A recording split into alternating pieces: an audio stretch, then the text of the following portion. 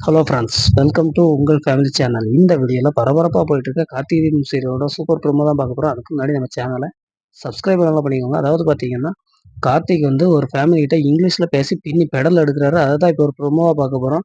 எல்லாருமே அதிர்ச்சியில் ஷாக்கில் நிற்கிறாங்க. எப்படின்னு பார்த்தீங்கன்னா, சாமுண்டீஸ்வரியோட ஃப்ரெண்டோட மகன் வந்து அவங்க வீட்டுக்கு விருந்துக்கு வர்றதா ஃபோன் பண்ணி இன்ஃபார்ம் பண்ணுறாங்க. அவங்க வந்து ஃபாரின்லாக்கு மேரேஜ் பண்ணி செட்டிலான ஃபேமிலி. அவங்க வந்து இங்கிலீஷில் தான் பேசுவாங்க அப்படின்னு சொல்லிட்டு சாமுண்டீஸ்வரி எல்லாத்தையுமே சொல்கிறாங்க. அந்த நேரம் ரேவதிகிட்டயுமே, "நீ வந்து மாப்பிள்ளைய எந்த காரணத்த கொண்டும் விட்டுக் கொடுக்கக்கூடாது. அவங்க வந்தாங்கன்னா நீ பேசு. அவங்கள பேச விடாத." அப்படிங்கிற மாரி சொல்றாங்க.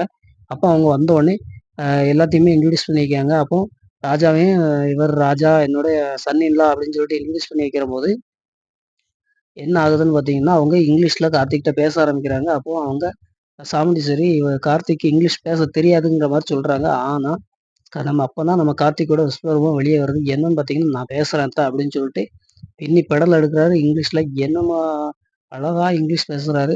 இத கேட்ட சாமுண்டீஸ்வரியும், ரேவதியும், சந்திரகலாவும் அதிர்ச்சியில உறைஞ்சு நிக்கிறாங்க. என்னடா நம்மளால கூட இப்படி பேச முடியல. இவன் எப்படி இவ்வளோ அழகா பேசுறான்னு அப்படின்னு சொல்லிட்டு. அதுலயும் சந்திரகலா ஒரு படி மேல போய், இவன் யாரு என்னங்கிறத கண்டிப்பா கண்டுபிடிச்சே தீரணும். இவ்வளோ அழகா இங்கிலீஷ் பேசுறான்னா, இவன் கண்டிப்பா ஒரு டிரைவரா இருக்க வாய்ப்பே இல்ல அப்படிங்கிற மாரி சொல்லிர்றாங்க. சாமுண்டீஸ்வரியும், "உங்களுக்கு எப்படி இவ்வளோ அழகா இங்கிலீஷ் பேச தெரியும்?" அப்படின்னு கேட்குறாங்க. அப்ப சொல்றாங்க, "எனக்கு 4 லாங்குவேஜ் தெரியும்" அப்படின்னு சொல்லிட்டு கார்த்திக் சொல்றாரு. இத கேட்ட சாமுண்டீஸ்வரி ரொம்பவே பெருமைப்படுறாங்க. அப்ப எப்படி எதுவுமே தெரியாத மாரி சிம்பிளா இருக்கீங்க அப்படிங்கிற மாரி கேட்டம்போது, எல்லாமே எனக்கு தெரியும் தெரியும்னு தல மேல வச்சு ஆடக்கூடாது. எது எது எப்பப்ப தேவையோ அப்பப்ப தான் காமிக்கணும் அப்படின்னு சொல்லிட்டு சொல்றாங்க. இத கேட்ட சாமுண்டீஸ்வரி ரொம்பவே மகிழ்ச்சி அடைகிறாங்க. ரேவதியுமே ரொம்ப அதிர்ச்சியில இருக்காங்க. உண்மையிலே இவன் யாரு அப்படின்னு தெரியலையே அப்படின்னு சொல்லிட்டு ஃபீல் பண்றாங்க.